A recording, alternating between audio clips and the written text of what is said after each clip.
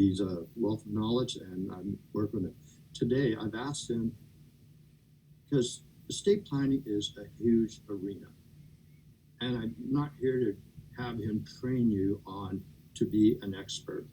The object is to give you a high-level macro overview about the estate process, the taxation involved, and at the same time, what are some of these tools? And there's a lot of tools, and what it's designed to do is give you a base foundation that at least you can have a credible conversation with your client. He's going to give you the theory and macro overview. It's going to be overwhelming, I can guarantee you that. But if you have any situations that you need applied theory or you have case, please reach out to your sales director, and they'd be more than happy to reach out to me, and we can have maybe a group discussion if there's a group of you that have specific cases that we could talk about or help you handle situations with clients. So without further ado, let me introduce to you man of the hour, Robert Flux from Crow Mackay. Hey, hey everybody. Can you, I guess, hear me and see my screen? Is it all working proper? You are good to go, Robert. Yep. Okay, perfect. So thanks, Will. Thanks, Deanne, for the introduction today and the opportunity to speak to your team. And thanks to your team, actually, for helping me out to make this presentation look as beautiful as it is. So I'm going to start off with a bit of a perhaps inappropriate joke, but hopefully people can see the humor in it. And I know I won't be able to hear everyone laughing, but I know everyone's going to be laughing behind the scenes here. So the joke around my office is that Rob sees dead people, like the movie The Sixth Sense. So instead of helping dead people find peace, I'm squeezing out the last few tax dollars from them for the CRA. So anyway, I wish I could cue some laughter here, but I can't. Joking aside, I this presentation with a better understanding of the income tax and probate on death, which should allow you to better plan for your living clients throughout their life cycle. Oops. Okay. This is obviously the disclaimer that this is not advice and that you should seek assistance should you for your specific client situations. So to start, I thought let's just consider exactly what is estate planning. If you Google it, you'll get the definition: the arranging for the disposition and management of one's estate at death through the use of wills, trusts, insurance policies, and other devices. Ultimately, it's a very broad topic and can mean lots of different things to different people. My client conversations typically begin with contemplating the client's death, which is always a bit awkward when meeting with them, but a necessity, and it's also the reason why so many people push it off till later. Income tax considerations are typically the accountant's role, whereas probate considerations are generally the lawyer's role. Note that estate goals aren't always tax, probate, minimization driven. Don't let the tax tail wag the bigger picture dog. Other considerations include kids, spouse, pets, charity, and more. We've kind of seen it all in wills. It's vitally important that a client's accountant, lawyer, and financial advisor work together on any planning and continue to revisit from time to time. In determining who gets what and when, you need to consider what estate challenges might arise. You can imagine some millennials might be a bit upset to find out their inheritance is going 100% to charity. A few more laughter. This presentation first is going to review income tax implications on death, then we'll review probate, and finally we'll try to tie everything together with some practical considerations in advising your clients well before they die. And again, there'll be time for questions at the end. So the big thing on death is there's a deemed disposition. So the CRA wants their pound of flesh on all of one's income, unrealized gains, and tax-deferred accounts up to the date of death by deeming a disposition of all of one's worldly possessions as at the date of death. Assets and their taxation thereof can typically be classified into three classes: tax-free assets like TFSA, principal residence, cash, fixed income, life insurance. Assets taxed at 50% inclusion rates, meaning capital gains, for example, only half the gain gets included in your taxable income. This includes rental properties, non-registered investment portfolio gains, and shares in private corporations. And then there's some assets taxed at 100% of your normal marginal tax rates, like registered retirement savings plans, registered retirement income funds, and the new tax-free first home savings account. These are included 100% into your income. Note that financial institutions seem to mess up the RSP RIF reporting all the time. The elephant in the room is the top tax bracket rate of over 50% in most provinces. What I'm seeing in practice is people that were good and did what they were told by maxing their RSPs every year over their life, saving, say, 30% tax or less on their annual RSP contributions, and now they have RSPs in the high hundreds of thousands, if not millions, and even after taking out the minimum annual withdrawals, Michelle, it's not being depleted, and will result in tax it's only been 3 days. like an ideal recipe for government. Yeah. My ideal would be to use RSPs to save tax at over 50% tax rate, defer that tax. I'm actually in a course right now, income and estate planning. Yeah. Since we're mentioning tax bracket rate, let's talk about marginal tax rate. In Canada, we operate under a marginal tax rate system, which simply means the more money we make, the more tax we pay. Marginal tax is simply the amount of tax paid on an additional dollar of income. As income rises, so does the tax rate. This is different than a flat rate tax, where you pay the same rate of tax no matter what your income level is. For example, Alberta, the provincial rate is a flat tax. So let's just look at some numbers for 2022. Okay, sounds good. Sounds like you're driving right now. Can I call you back? 53.5% is the tax rate on income. Okay, cool. I'll be about 45 minutes. The rate's 28% and less. Okay, talk to you in a bit. Income under Okay, bye. $80,000. So you can see the importance of maximizing the use of lower tax bracket rates to the extent possible during one's life to avoid 53.5% on death. It's not all about deferring the tax as far as possible, because you need to make sure that, or you need to understand what the tax implication will be when someone passes away. Note as well, many tax advisors assume we're all the top tax bracket, hence quote the top tax bracket rates in planning. Reality for most people is not this, so it's important to consider the real marginal tax bracket rates for your specific clients. Here's another chart for Alberta, which is typically seen as the lowest tax jurisdiction in Canada, which is the case if you're earning over $220,000. The top tax rate is only 48% versus BC's 52.5%. However, Alberta is not the lowest tax rate if your income doesn't exceed $100,000. So basically, the wealthiest pay the least amount of tax in Alberta, but the middle class is basically paying more than in Alberta than say BC. So coming back to that deemed disposition rule, there's also a lot of tax-free rollover provisions that can be used when you have a spouse. If you leave assets to your spouse, in most cases the assets will automatically transfer tax deferred. If an RSP or RIF goes to your spouse and is transferred to their RSP or RIF, the transfer will not be subject to tax. And if you leave capital assets, like investments, shares, or real estate to your spouse, those can be tax deferred as well. You can elect out of these automatic rollover provisions on an asset-by-asset basis, which you would choose to do to utilize, say, unused tax credits or loss carry-forward balances of the deceased. Of note, you cannot get out of the beneficiary designations on death in the case of RSPs, RIFs, TFSAs. So for older spouses designating each other as beneficiaries, this might not be the best idea. I'll share an example of this later. Lastly, don't assume the surviving spouse is the sole beneficiary of one's will, let alone the executor. I once had an estate where the surviving spouse was very surprised to find out she wasn't the executor of her husband's will, nor the sole beneficiary, nor did she know about all of her deceased spouse assets. Just continuing on with income tax implications, I just wanted to touch on donations, as many people have philanthropic, retirement, estate rules. Donations are a great tax planning tool, as essentially taxpayers get a tax credit equal to the top marginal tax bracket, despite them not being in the top marginal tax bracket. For example, the savings on a $1,000 donation is more than the tax that they're paying on that $1,000 of income, if not in the top tax bracket. Donations made during one's lifetime can be carried forward up to 5 years, but then they expire. They do not carry forward into the estate and can also be carried back to the tax year before the year of death. Oops, sorry.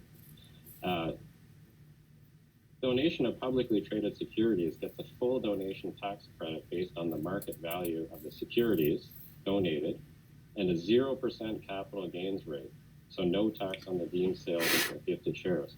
This is a key planning area for clients with significant portfolios with large unrealized gains and philanthropic goals.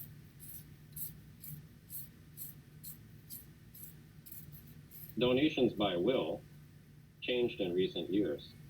Before the changes, a gift by will was deemed made in the year of death, only usable in the year of death or the prior year. Under the new rules, the donation is actually claimed in the estate. It can generally be carried back to the year of death and the year prior. Otherwise, they can be carried forward up to 5 years in the estate. So this is a welcome change that provides for more flexibility for using up donations by will.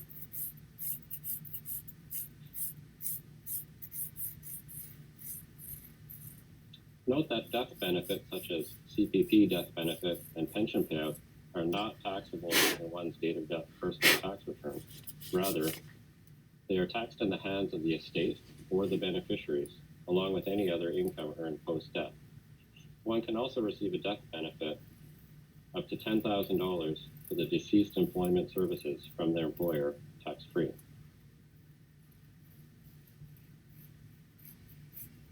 I just wanted to talk a little bit about the actual tax returns that get filed. So let's review these key tax filings. The first is the T1 final personal tax return that reports all income from January 1 to the date of death, including the deemed disposition income inclusions. Any income earned post-death up to the point where the executor has liquidated all the estate assets, excuse me, including any increases in value on the TFSA or the RRSP RIF, and any increase or decrease in capital asset value that's reported on the T3 estate return. The date of death cutoff between one's final T1 return and any estate T3 filings has an unusual result. Dying at the beginning of the year results in less tax than dying at the end of the year. Your clients should plan accordingly. It also offers tax planning opportunity. If any income can be pushed to the T3 estate return off the T1 terminal return, it will generally be subject to less tax, as the estate return will generally be at a much lower tax bracket than the final T1 return. There are numerous elective T1 returns that can be filed, which allows you to report specific income items on these separate T1 returns, each return of which is allowed a full personal tax credit and marginal tax bracket rates, which can result in tax savings. The most prominent one you see, which you've probably heard of before, is the Rights and Things T1 return, which allows you to report income earned but not received before the date of death. For example, a dividend declared before the date of death but not received until after the date of death. Of note, these are all separate tax filings, so unless there are specific provisions allowing it, losses and tax credits cannot be moved between the different returns. Let's just take a quick look at the T3 estate trust filings. A testamentary trust is created up to the death of a taxpayer. A testamentary trust is created on the death of a taxpayer, and the terms of the trust is established by the will of the deceased. Testamentary trust used to be afforded marginal tax brackets and rates, as we previously reviewed.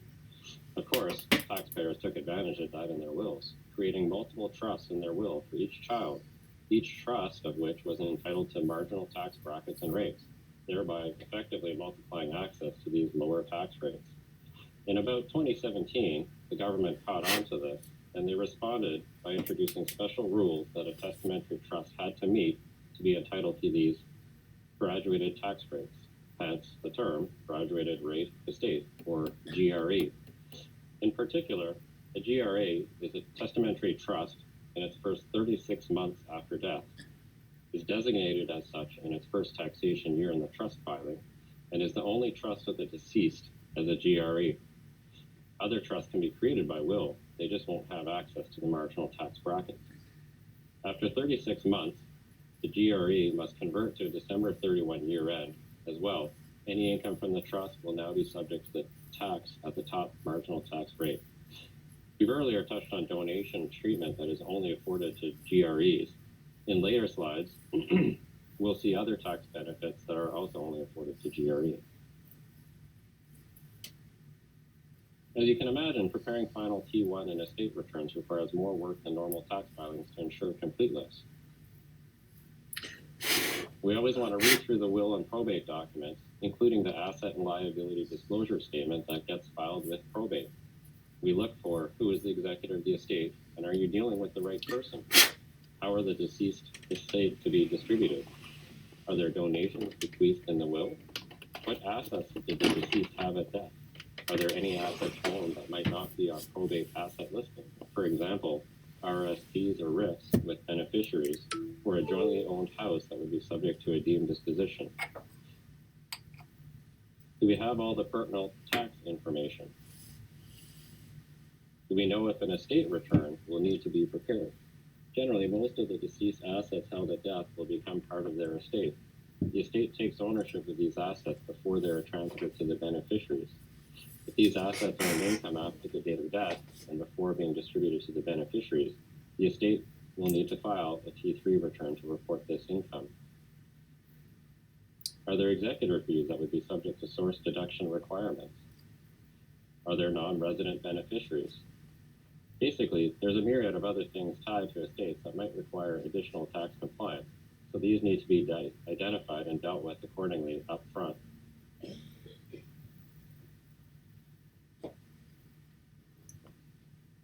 After the T1 and any final T3 returns are filed, the clearance certificate is the crucial final filing for an estate. Clearance is CRA's confirmation that the estate and deceased have paid all taxes owing, that CRA is good with all the filings to date, and will not initiate any audit action going forward. So you can see it's imperative in most cases for the executor to obtain clearance before making any distributions from the estate. Without obtaining clearance, the executor can become personally liable for any outstanding amounts owing to CRA by the estate. In practice, timing-wise, CRA takes generally 4 months to process T3 returns. Lately, it's been closer to 6 months, and 4 months for clearance. Probate can take around 6 months. So the estate process is generally a 2 to 3 year process. Executors should prepare themselves for this, since often beneficiaries start to ask for their inheritance weeks, if not days, after death. Please note, making a distribution to beneficiaries and then asking for the money back is not cool. This is supported by case law. In one case, the executor made distribution to the beneficiaries. Something came up and the estate was short on funds, so the executor thought to ask the beneficiaries for their proportionate share back. The beneficiaries had some choice words for the executor, and so the executor sued the beneficiaries unsuccessfully. The judge made it clear that the executor should not have distributed funds prior to obtaining clearance, so held that the executor was personally liable for the estate shortfall.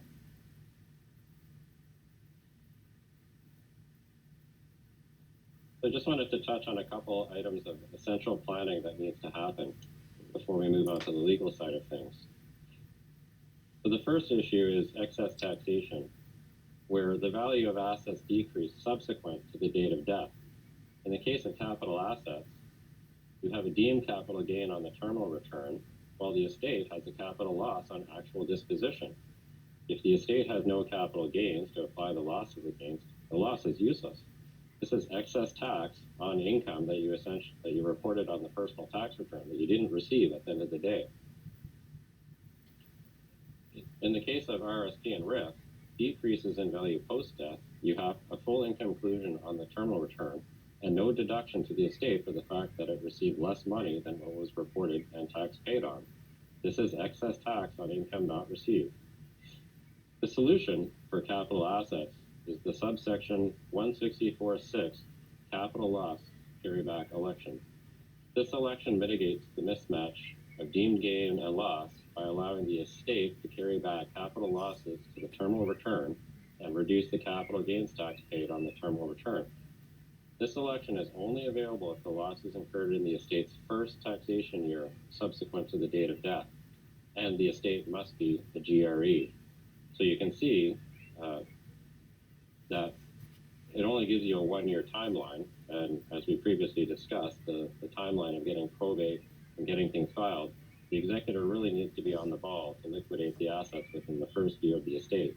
Can't always happen. The solution for RSP's RIF is you can claim a post-death decline in value as a deduction on the T1 final return. This is new from a few years ago and was a welcome change to address an unfair excess tax result. The other planning issue is double taxation. This arises where the deceased owns shares of a private corporation in general. In this case, the terminal T1 reports a deemed capital gain. In the case of private companies, often the shares get redeemed as opposed to sold to a third party, which results in a deemed dividend and a capital loss to the estate, both in the same amount of the capital gain reported on the T1. The tax on capital gain on the final return, plus the tax on the deemed dividend income on the estate return, is double taxed. One solution to this is the 164.6 election as previously discussed on the last slide. Again, the capital loss on the share redemption in the estate is able to be carried back to the final T1 return to fully recoup the capital gains taxes paid on that return. The net tax owing then is just the dividend tax paid by the estate. Again, timing is key issue as the redemption would need to be done in the first year of the estate and the estate must be a GRE. The second solution is what's known as the post-mortem pipeline strategy. You've probably heard of this before. The pipeline is beyond the scope of this presentation, but effectively this strategy eliminates the deemed dividend to the estate, so the net tax owing then is just the capital gains tax paid in the terminal T1. I note that back in 2017, when government made sweeping changes to current income splitting rules, they also originally proposed rules that would effectively eliminate the pipeline strategy. With probate alone sometimes taking 6 months, if not longer, plus depending on the complexity of the buyout transaction, it might not be possible to complete a 164.6 election as previously discussed within the first year of the estate. Double tax sounds like a reasonable result, right?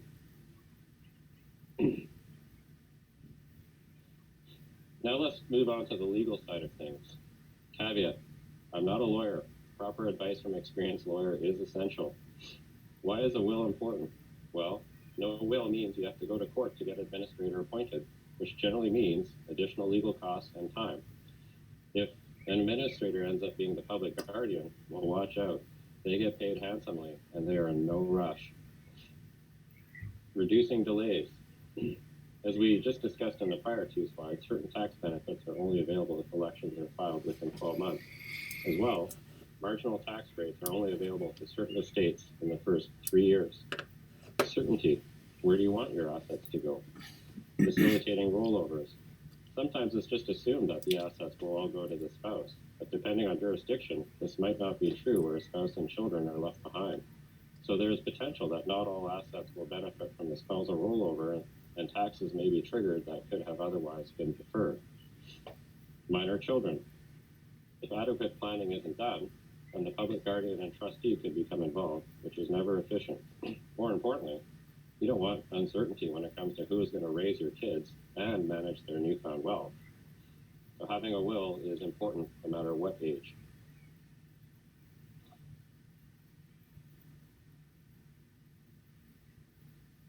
Probate fees are charged on the gross value of the estate on death. This is basically the total value of all assets, not including liabilities, except mortgage. You can see the rates for BC and Ontario above, and each province is different. Alberta, for example, is a flat rate that maxes out at $400, which makes a whole lot more sense. But who knows where probate rates will go as provinces need for cash flow increases. Probate fees are not a tax. If you want to rant to your lawyer, not to your accountant. If you have questions, I'll probably just end up directing you to your lawyer. But essentially, there are assets that are subject to probate and some that aren't. Probate is also not actually always legally required. Rather, it's the holder of the assets, i.e. the banks, require it to certify the executor and the beneficiaries. Essentially, they want to ensure the right people are getting the assets. Probate also starts the clock ticking where beneficiaries can contest the will. After that, no go. Certain assets which don't have probate charged on them. Oops. Sorry. Certain assets which won't have probate charged on them are assets that are held jointly with someone else or which have a named beneficiary, such as life insurance or an RSP. These are not considered part of your estate for probate purposes, so they don't have probate fees charged on them. As previously noted, probate can take 6 months or longer depending on the jurisdiction. Lastly, I'd like to point out that some people implement some pretty crazy plans to minimize probate to the point where it jeopardizes the security of the underlying assets and or any intended estate plans just to save a whopping 1.4%. Let's have a look at the most popular options to avoid probate. What we'll look at are that people use for probate minimizations, TFSAs, first-time home buyer savings account, RRSPs, RRIF beneficiary designations, life insurance, gifting of assets prior to death, making assets joint with right of survivorship, life interest trusts, family trusts, and shares of private corporations. With beneficiary designations, TFSA, FHSA, RRSP, RIFs, they don't form part of your estate and it gets paid directly to the beneficiaries, hence no probate. However, the income tax is still payable by the estate for RRSPs and RIFs. Hence, there's possible cash flow issues to the estate, and this might be a reason to consider insurance needs. Note that if insufficient funds are in the estate to pay the tax, then the CRA goes after the beneficiaries to pay the tax. So you can't use this as a means to not pay your tax on your RSP date of death value. Beneficiaries designations also cannot be challenged by the beneficiaries. So make sure designations are what you want and not necessarily according to your will. On first spouse to die, make sure to update beneficiary designations. And on spousal separation, make sure to update beneficiary designations. Can you imagine the first person to make that mistake? Life insurance. Probably don't need to say too much to this crowd here, but an investment in life insurance effectively reduces the estate value, thus avoids probate on death and income tax if there's a beneficiary designated in the insurance policy. It's a tax-free payout to the named beneficiaries, and it could be a solution for estate liquidity issues as previously discussed. It's easier to obtain at a younger age, so it can definitely be considered with younger people's will and estate planning. It can be used as part of a donation planning goals. And permanent insurance, so as a negative, permanent insurance reduces cash flow and access to assets to the client. So cash flow planning to end of life is extremely important when you're considering a life insurance policy or permanent insurance policy for clients. Another option available is the idea of intra vivos gifting, or giving away your assets to your beneficiaries while you're still alive. There are lots of benefits to this. You can avoid the estate tax, avoid the probate tax, and you also get to see their face when you're giving the most expensive gift of all time, which can be fun. This is especially ideal for things like silver or gold, jewelry, artwork, but it's really difficult to value. If you die with those types of assets still in your hands, your estate can end up with all sorts of extra costs for appraisals and tax valuations. If gifting to charity, you get a donation tax credit during your lifetime and can utilize the donation of securities 0% capital gains rate provision to minimize tax. However, if you're gifting something, it's a good idea to talk to your accountant and lawyer, as you might still have to deal with title transfer costs and income tax. You also need to consider that the money is gone. End-of-life cash flow projections are imperative.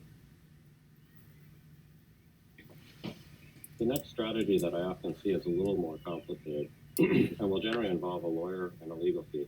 This is the concept of joint title. Essentially, anything that you own with another person under joint title with right of survivorship will bypass your estate. If you own it jointly, it will pass directly to the other person when you die. No probate fees, so that's an automatic 1.4% savings. Generally, this doesn't really help with tax, but it can be useful with higher value properties like real estate. Joint title is different from joint tenancy or tenants in common, where you want to share the rest of where you want your share of the assets to form part of your estate. Joint title can be done with spouse, children, grandchildren, friends, essentially anyone. This is a no-brainer with your spouse usually. However, for anyone else, consider the joint owner's legal ownership as a legal asset of theirs, subject to their marital and creditor issues.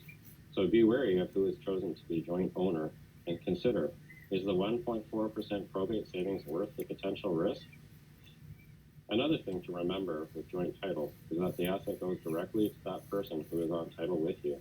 Your will does not get a say. In practice, we see people transfer legal title as bare trustees, but retain beneficial ownership to avoid the tax on the transfer. This then begs the question, what was the deceased wishes at the time of adding the joint owner?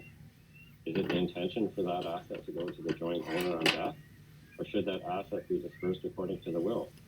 This can be challenged by other beneficiaries of the will. Did mom really want him to get that and not me? This is an area that is extremely complex legally and taxation-wise, so one should always seek professional advice when trying to avoid probate through the use of joint title.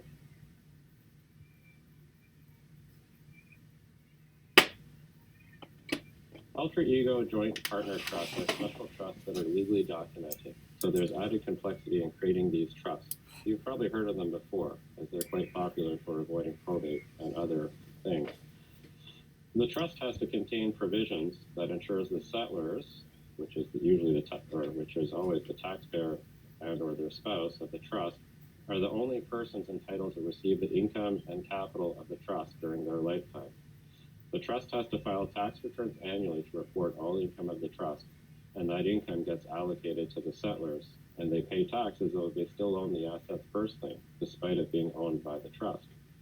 Because beneficial ownership of the asset is effectively still with the settlers, the Income Tax Act allows a tax-deferred transfer of assets to these trusts if the settlers are over 65 years of age. On death of the settler, or on the second to die if it's a joint partner trust, the trust has a deemed disposition of all its assets, just like individuals would. This income cannot be distributed to beneficiaries and hence gets taxed at the top tax rate in the trust. Because these assets are held in a separate trust, they do not form part of the deceased estate and hence are not subject to probate. After death, the assets transfer to the residual capital beneficiaries as set out in the trust document. In practice, these trusts are mostly used to avoid wills variation claims. Wills variation laws exist in certain provinces and are basically laws designed to prevent, say, parents from cutting out their child from their will. You also see these trusts in planning for blended families. For example, mom remarries and wants to provide for her new spouse during their lifetime on her death, but on the new spouse's death, they want the capital to go to her own kids, not her stepchildren. Put another way, these trusts allow the deceased to control the assets from one's grave.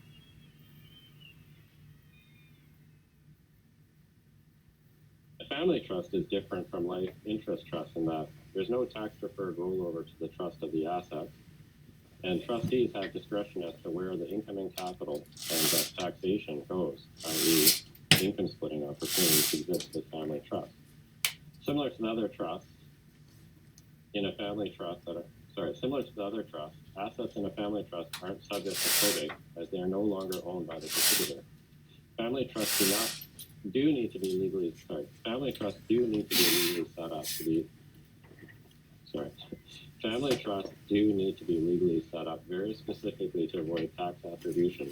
But basically, a settler settles property onto a trustee to hold on behalf of the beneficiaries according to the terms of the trust. The trust document typically gives the trustee discretion as to how to allocate the income and capital of the trust, hence the term discretionary family trust. Because there is no tax-deferred rollover to the trust, there is also no deemed disposition on the death of the settler. However, a family trust is deemed to dispose of all its assets every 21 years, a mechanism to ensure no taxpayer has the ability to defer unrealized gains indefinitely. Ultimately, family trusts are a tool often used by accountants to cap the estate income tax that would apply on a deemed disposition of a private corporation ownership on death, while transferring future growth in the asset value to the next generations, and while still maintaining control of the assets. So family trusts allow lots of flexibility for business owners to transition future growth, but continue to maintain control.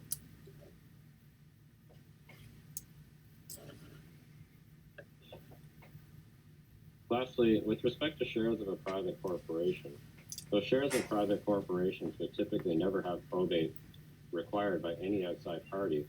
If a shareholder passes and has other assets that need to be probated by the executor, that executor is obligated to report all assets under their control under the will for probate purposes, which would include the shares of the private corporation. Given the value of many private corporations can be significant, The use of a second will dealing specifically with the shares of the corporation with a different executor can ensure that the shares of the private corporation don't need to be probated with the other assets of the deceased.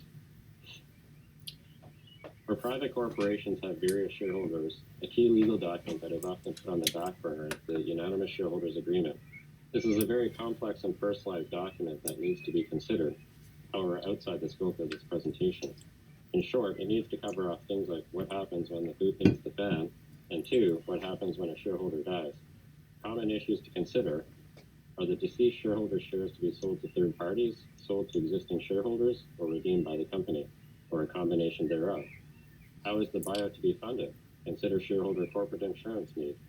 What is the timing of the sale redemption? For example, 30 days would be too short, but too long may impact planning under the 164.6 election. Who gets the use of the corporate tax pools? For example, eligible dividend treatment that is subject to lower personal tax rates, or capital dividend account treatment that is tax-free, especially when life insurance is present. How is the deceased shareholder's interest to be valued? This can be difficult and costly in the case of private corporations.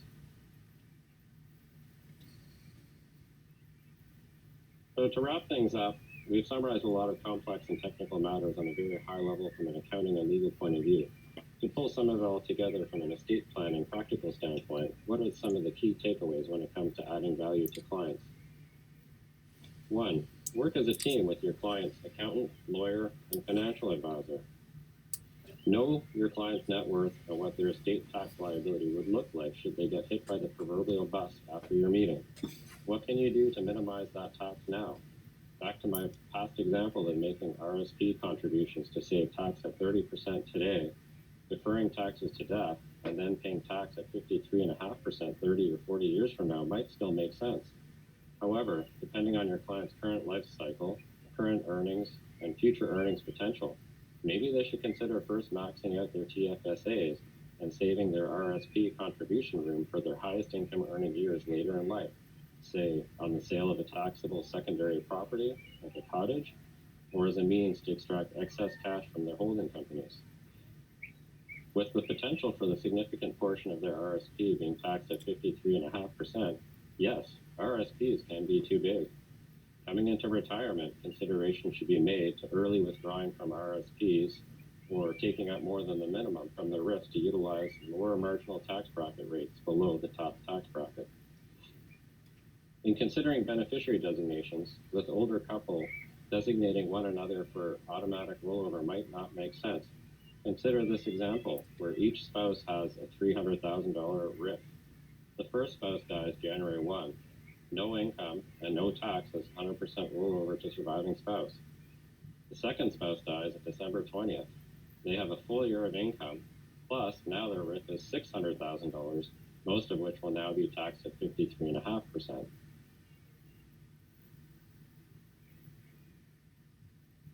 Consider how the estate tax liability will be funded. Liquid assets like investment accounts are easy to deal with. Having to sell property can be problematic depending on the market, i.e., you can't eat out of your gutters, so you might have to fire sale to generate cash flow for the estate. Hence, life insurance can play a key role in dealing with the transfer of the estate to the next generation in a tax-efficient manner. Consider limiting the estate value. Shifting to the next generation now can be problematic. Consider the age of your kids, their credit or marital situation, and know that you'll never see that money come back to you. Kids do sometimes leave their parents in the gutter, where usually they find a use for the money where it's then hard to give back if needed. Consider the significant donations made by will. Will the estate be able to utilize the tax credit on death? The client might want to consider making annual donations during their lifetime, get the benefit of the tax credit annually, and feel good making a difference during their lifetime. Lastly, consider the family dynamics. Now, this is where estate work becomes very interesting, like reality TV train wrecks. Now, don't get me wrong. I don't take pleasure out of anyone's family dynamics, but there is no normal. Estates seem to be 50-50. Everyone hates each other. Everyone gets along. Okay, that's a bit pessimistic. Maybe it's 30-70. If there's 3 kids, there's always one black sheep. I've seen a situation where families fighting purely is caused by having 2 of the 3 kids as executor. the third kid can't imagine why they were excluded as being the executor. And it's amazing how all of a sudden Granny's worthless knickknacks are now priceless heirlooms. For these reasons, consider keeping the family in the loop on your will and estate goals. If they know what you're doing and why, then they might be less likely to make a stink on your death. As a final word, estate planning is not set it and forget it. Establishing an estate plan should be step one in a continuous process to ensure the client's current and changing objectives are met. So that's my presentation, and now I think we have about 10 or 15 minutes left for questions. Robert, amazing. Thank you so much. That is a lot of information for everybody to consume. I had tons and tons of comments. And people would love to go back through different sections and review it again. Of course, this is very complex information. And I love your sense of humor. I don't know if you guys are picking up on it, but I'd love to start with my favorite question I saw. And we'll just get your thoughts on that, and then we'll get into some more of the Q&A. So my favorite question from Ursula was, so when's the best time to die, Robert? Well, I guess that really depends. Obviously, I talked about sort of at the beginning or the end of the year, and yeah, obviously you can't plan too much about that. I mean, there is no good time. I mean, I guess what we're seeing in practice is people living longer and longer. So I guess on the one hand, for those people, you really need to make sure financial planning wise, they're not going to run out of money. So a lot of the investment companies basically chart out for life to age, well, they chart out to age 95 or age 100 what their net worth would look like. And then they chart out to say, well, if you spent this much per year, then you would run out of money at age 95. Or maybe their estate goal is to leave, 200 grand behind for their, so they can do that sort of planning. Obviously, people passing away at a younger age, the real risk is having these significant RSPs. People sort of ask me these questions, and I kind of respond back to them with, well, tell me when you're going to die. If you tell me that, I can tell you exactly time value of money-wise, the best decisions to make today. Obviously, no one has that crystal ball, so it's a lot of estate planning and financial planning comes down to a bit of a gut feel. And I think the overall message, and what I was hearing the most is, there's never too much planning. There's always going to be changes in your life, and we often see in the insurance business, like how much is enough life insurance, and like anything is better than nothing. And it's rarely perfect, right? So like you said, keep planning, keep staying focused on all of the things that need to be addressed and the changes in people's lives. William, I'm going to ask you to come on camera with me if you don't mind. And just while William gets set up, I'm going to ask him to do some of the Q&A. I apologize, everybody. I'm having a hard time seeing my screen. My eyes are giving me some trouble today. I've got my favorite glasses on, but they're not helping. But with that, I wanted to share with everybody a little bit around how we deal with the back-end side of our recordings and that. A lot of our content resides in our on-demand section on our website. So as most of you know, Avari Presents is there. We have different sections for different areas of skills development for your sales opportunities. We've got lots of information about underwriting and compliance. These particular sessions that William puts together with the help of the folks at Crowe and McKay are really timely relevant information.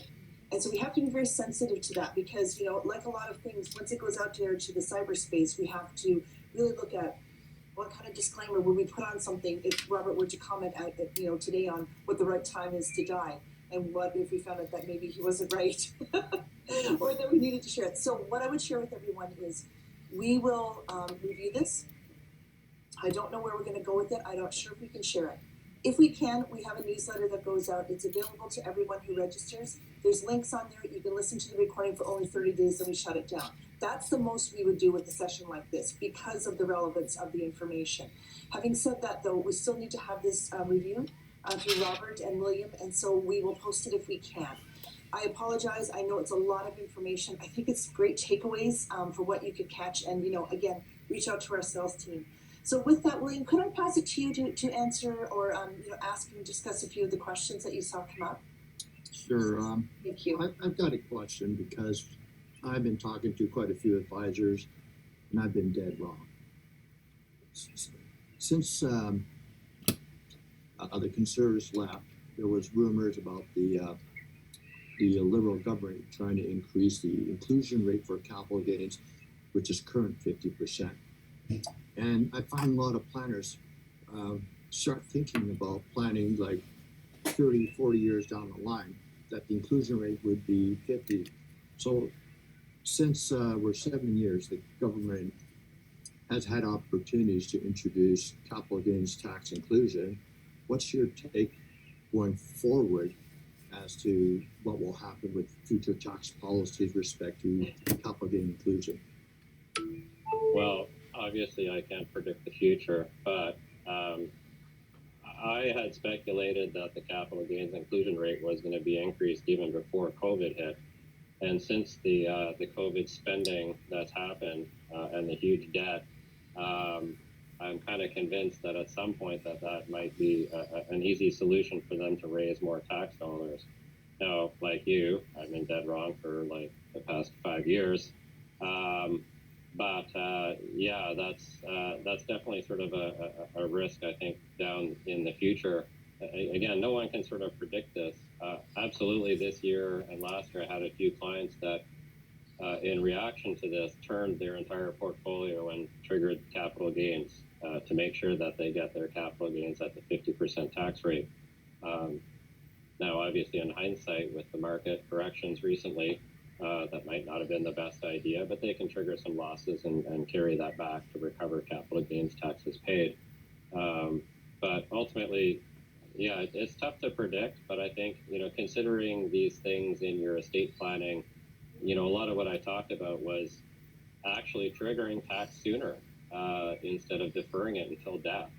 So I think, having this in the back of your mind and part of your gut feel, thinking, well, if capital gains rates are going to increase, maybe we should trigger some capital gains rates taxes now. And like I said, there's no right or wrong answer to this because no one can predict the future. If it feels right to you and you can sleep better at night, then that's the right answer. Well, thanks for that. Just when I work with certain advisors, I do trigger some of the capital gains while they're living, especially when they retire. I call it a living buyout, which helps supplements their income because maybe someone's buying their company and they buy it in installments and they get capital gains potentially, or their children would pay and they get some dividends. So that supplements their income. But the main issue is we talk about corporate stripping, like the double taxation pipeline.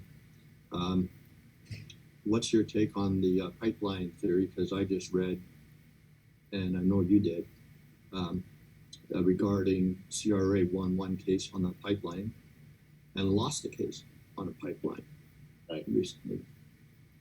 Yeah, it's a concern, and I guess to give my personal opinion on pipelines and CRA's interpretation of the pipeline and where it's gone. I mean, I still think that they're wrong when you read the Tax Act specifically.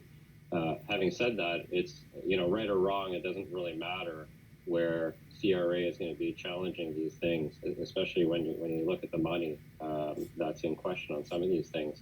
And I did mention, like, CRA already attempted to eliminate that pipeline strategy back in 2017, and lucky for us, that didn't happen.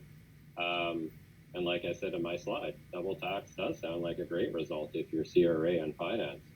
I don't think that's fair or intentional. Yeah, I wouldn't put it past them to sort of revisit these plans again as a means to generate more income. So then you're just left with this 164.6 carryback plan. And advisors were asking then finance, say, well, fine, if you're going to eliminate the pipeline, then we need at least a 3-year timeline for these 164.6 loss carrybacks. But they didn't really, they didn't really sort of like that. So definitely a cause for concern in planning. And a lot of this stuff, as they've changed the trust rules, as they've, proposed these new rules, it really turns your planning upside down. You have to then revisit with all your clients, well, who did I set up alter ego trusts with? Who did I set up family trusts with? Like, how does this impact? It's a real challenge for tax advisors. Well, thank you, Robert, because not too long ago, I was with an advisor doing a meeting with a corporate business owner, and it's ironic. Him and his accountant were cut off when I asked this question. When you leave this earth, what do you think your tax would be on the passive assets of your corporation? Both of them thought they were about 50. When I told them it was about 73, they were floored until I explained it. Then they got it, and now they're looking at shifting it. So your take on that, because I think life insurance is a good tool to help, especially when the insurance industry got beat up in 2016. We're able to provide insurance to create some form of liquidity, as you had in your slides, provide liquidity and at the same time help the corporation or family get the money as they see. What's your take on insurance as an estate tool? Well, I think a lot of the tax changes that have been proposed actually sort of, especially passive investments in a corporation, as you pointed out, they keep sort of increasing the tax rate on those sort of investments. But, that sort of pushes some of these corporations to favor insurance a little bit more, because then it basically takes the asset off the books and then aren't subject to these new sort of investment tax rules. So, yeah, absolutely. I think looking at insurance in corporations for the right clients, I do find, with all due respect and honestly, there's a lot of insurance people that are selling insurance to everyone that they possibly can, and it's not necessarily appropriate in those contexts. But in the case of a holding company with significant sort of wealth within there, corporate insurance could definitely, be an effective sort of estate planning tool. Well, I think our time is almost reaching, but Robert, on behalf of Avari, thank you very, very much for taking time out of your busy schedule to make this presentation. That's number one. Number two, for all the audience, as I said, estate planning is a huge arena. And I always say to people, if you have children, how long does it take your child to go from kindergarten to grade 12? Let's call it 13 years. Well, a lot of advisors I come across, they want to learn it overnight so they can go and meet with their client. It's a process. So understand that. Today, Robert was here to provide you with a bunch of tools, give you a macro framework and overview. You're not to be experts, but at least you have an idea. Go to your sales director and they can arrange for us to have a meeting with you to help you qualify, do the applied stuff on some of these questions. And at the same time, if you're working with a specific client, please find a way to work closely with their professional advisors and be able to refer them to those resources, because the fact that you may not be a specialist in that arena, especially in the legal and the accounting. So please work with the client CPA and their lawyers, and hopefully you can provide a better job overall around with your clients. And I'll pass it back to Deanne. Thank you. And Robert William, yes, thank you again. It's so appreciated. We look forward to the next session that you gentlemen can help us with. For everybody, please enjoy the rest of your day. I know we didn't get to a lot of your questions. Again, feel free to reach out to the sales team here at Avari. We're here to help. Gentlemen, again, thank you, and bye, everyone. Thank you.